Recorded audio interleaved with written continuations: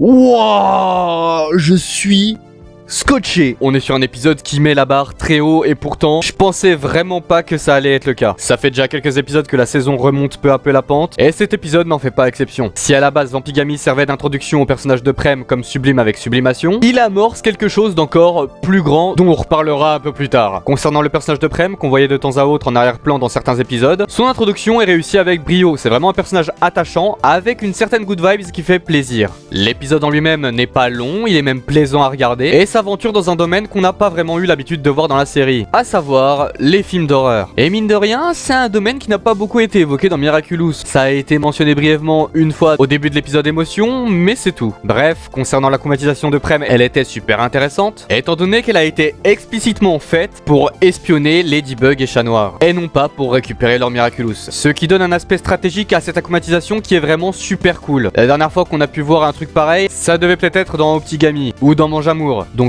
honnêtement, c'est sympa de voir ça du côté de Chrysalis. L'ambiance musicale qu'on retrouve lors du combat contre l'akumatisé Vampigami est super bien choisie et super bien composée et me rappelle même des épisodes à la Rossignol ou Gamer 2.0 et je trouve que ça fait quand même longtemps qu'un thème d'akumatisé n'avait pas été aussi mémorable. En revanche, j'ai deux points négatifs à relever. Premièrement, alors c'est peut-être du chipotage de votre point de vue, mais je trouve ça extrêmement limite qu'un personnage indien comme Prem se présente en musique à la manière bollywoodienne. Genre, parce qu'il est indien, il doit forcément agir comme ça? Rassurez-moi, je suis pas le seul à avoir été un peu choqué. Alors, certes, c'est sympa, c'est original, hein, franchement, c'est cool. Mais ça reste assez space quand même. Surtout qu'au final, ça sert de remplissage. Donc bon, je sais pas si c'était si pertinent que ça. Et sinon, pour moi, le point noir de cet épisode, c'est Juleka. Elle est insupportable. Ce qui me fume de rire avec ce personnage dans cet épisode, c'est que elle est confrontée à un problème. Par un concours de circonstances mis en place par Nelson, Rose et Prem vont recevoir un billet pour aller voir ce fameux film d'horreur. Ce qui va, bien entendu, chagriner un peu Juleka étant donné qu'elle aurait aimé venir avec Rose. Prem se rend compte du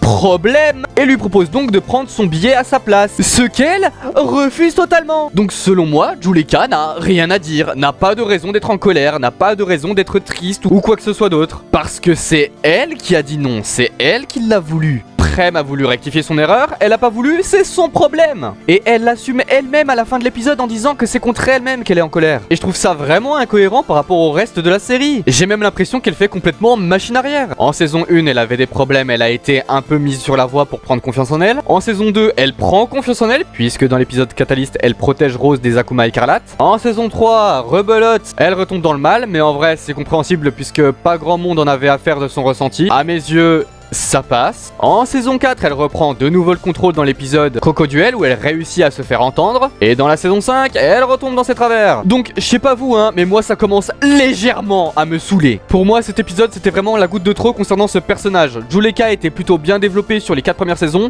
Et là, ça part totalement en vrille. Donc non, j'ai absolument pas été touché lorsqu'elle était en colère, voilà. C'est juste un caprice à la con qui est complètement incohérent avec le personnage et la situation. Mis à part ces deux problèmes, je suis plutôt content puisqu'une des théories de fans a été confirmée dans cet épisode, puisqu'on nous fait comprendre au début de celui-ci que Rose a dû faire une chimiothérapie, confirmant la théorie comme quoi elle avait un potentiel cancer. En ce qui concerne la scène post-crédit, on retrouve Cerise qui fait part à Tomoe du fait qu'elle est sûre et certaine que c'est Marinette qui est Ladybug. Ce à quoi elle lui répondra plus ou moins qu'il faut être sûr et certain avant d'agir. Ce que je trouve vraiment dommage puisqu'elle a directement tramé son identité dans l'épisode grâce à la caméra qu'elle avait installée. Donc je suis vraiment curieux de voir comment la suite va appréhender cet aspect-là du scénario, annonçant ainsi qu'une track sans précédent va avoir lieu dans les 10 derniers épisodes. Sur ce, j'espère que celui-ci vous aura plu autant qu'il m'a plu. Je vous souhaite une bonne journée ou une bonne soirée et à plus.